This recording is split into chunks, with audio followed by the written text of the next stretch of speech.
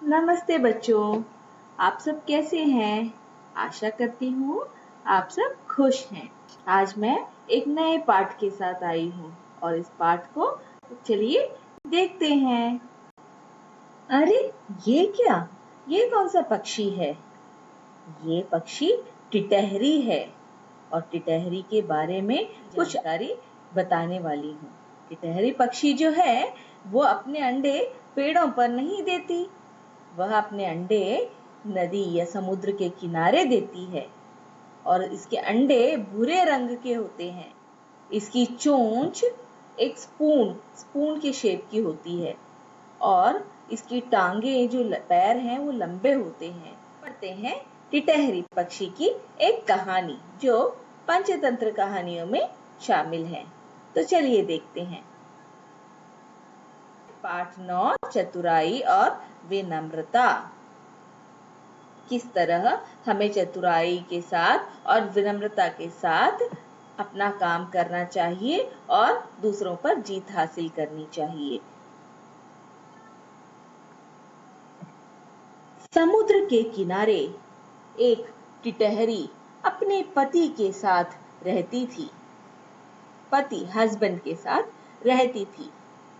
जब उसके अंडे देने का समय आया तो उसने अपने पति से कहा, आप कोई सुरक्षित स्थान खोजिए जहां पर मैं अंडे दे सकूं। घमंडी पति ने कहा, तुम यहीं समुद्र के किनारे अंडे दे दो। समुद्र में हमारे अंडे बहा कर ले जाने की हिम्मत नहीं है। तो क्या कहा उसने? समुद्र में हिम्मत धैर्य नहीं है कि हमारे अंडे जो हैं उसको चुरा कर ले जाए, तो तुम यहीं पर अंडे दे दो। अब यह बात जो है ये समुद्र ने सुन ली और वह सोचने लगा। क्या सोचने लगा समुद्र? इस छोटे से पक्षी की यह हिम्मत, इस छोटे से पक्षी की यह हिम्मत कि वह मुझे कुछ नहीं समझता है। तो उसने टिटहरी के पति को सबक सिखाने का फैसला किया। टिटहरी ने अंडे दिए तो समुद्र ने क्या किया? अपने ज्वार से वेव्स के साथ आया और ज्वार के साथ आया और उस अंडे को बहा कर लेकर चला गया। उसे बहा कर लेकर चला गया। टिटहरी और उसके पति ने लौटने पर देखा कि उनके अंडे नहीं हैं। जब वे उड़कर खाना खोजते हुए जब वापस घर लौटे तो उन्होंने क्या देखा कि टिटहरी के अंडे नहीं हैं।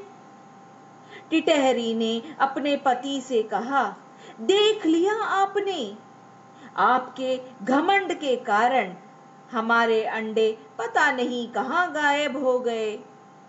क्या बोली पत्नी? पति से बोली, देखो आपके अहंकार की वजह से, आपको जो अहंकार है उसकी वजह से क्या हो गया? हमारे अंडे गुम हो गए, गायब हो गए। लगता है समुद्र उन्हें ले गया। उसने सोचा शायद कौन ले गया होगा? समुद्र उसे ले गया होगा। तो पति कहता है, मैं मूर्ख नहीं, मैं बुद्धू नहीं हूं।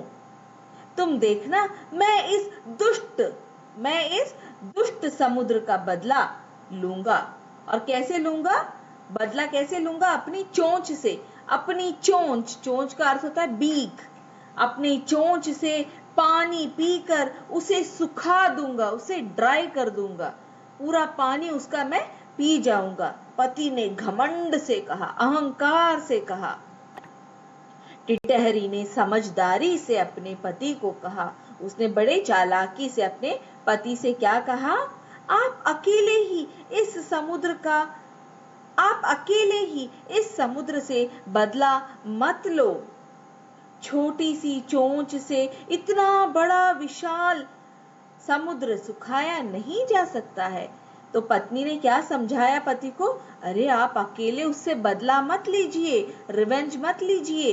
इतना बड़ा विशाल बहुत बड़ा समुद्र है, इसको आप अपनी अकेली छोटी सी चोंच से कैसे सुखा पाएंगे? अगर बदला लेना ही है तो अपने दूसरे पक्षियों को भी साथ में ले लो। तो उसने क्या कहा, आप अकेले मत जाओ, अपने फ्रेंड्स, अपने दोस्तों, अपने मित्रों को भी साथ में ले चलो। तिनका का अर्थ होता है एक एक सूखी घास जो होती है, सूखी घास, ड्राई ग्रास जो होती है, उसको जोड़कर, उसको ज्वाइन कर करके ही एक रस्सी बनती है। तो हम उस बड़ी रस्सी से हाथी को भी बांध सकते हैं, तो वो मजबूत हो जाती है, स्ट्रांग हो जाती है। तो इसलिए आप भी अपने फ्रेंड्स की सहायता लीजिए। टिटहरी की बात को सही समझते हुए पति ने सारस, मोर आदि पक्षियों को संबोधित करते हुए कहा, उसने कहा, पत्नी ने सही कहा है, तो चलो मैं फ्रेंड्स को बुलाता हूँ, मैं बाकी पक्षियों को भी बुलाता हूँ। और उनको संबोधित, उनको एड्रेस करते हुए क्या बोला टिटहरी, मित्रों, इस दुष्ट समुद्र ने मेरे अंडे चुरा लिए हैं।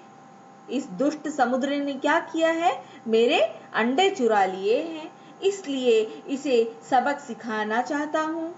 मैं इसे एक पाठ, एक सबक, एक सीख सिखाना चाहता हूँ।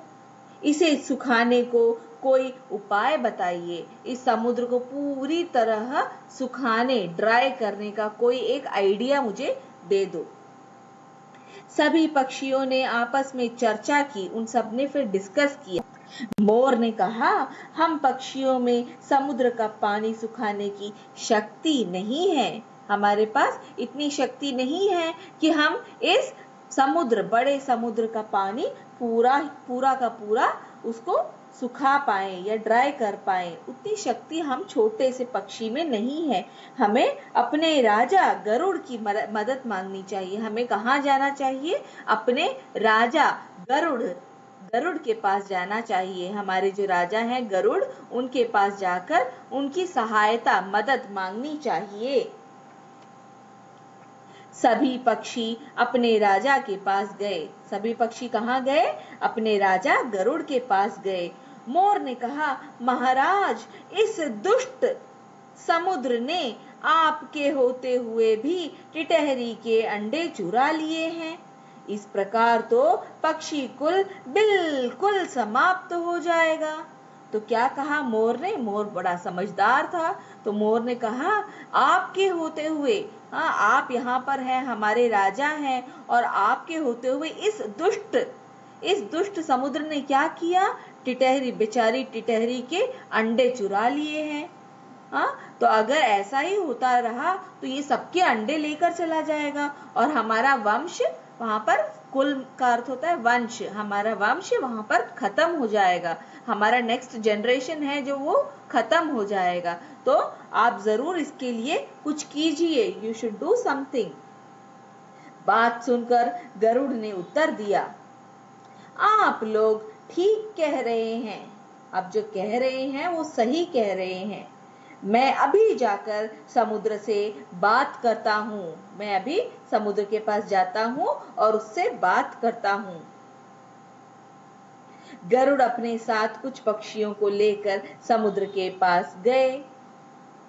उसने चतुराई से, बड़ी चालाकी से, चतुराई से समुद्र की विशालता की प्रशंसा की। पहले चतुराई से गरुड़ ने उस समुद्र की बहुत सी प्रशंसा की, उसको बहुत प्रेज किया, और उसके बाद धीरे से कहाँ देखा, अपने जो दोस्त हैं, अपने दोस्त जो है टिटहरी, उसके पास देखते हुए माफी मांगी, क्षमा मांगी, सॉरी कहा।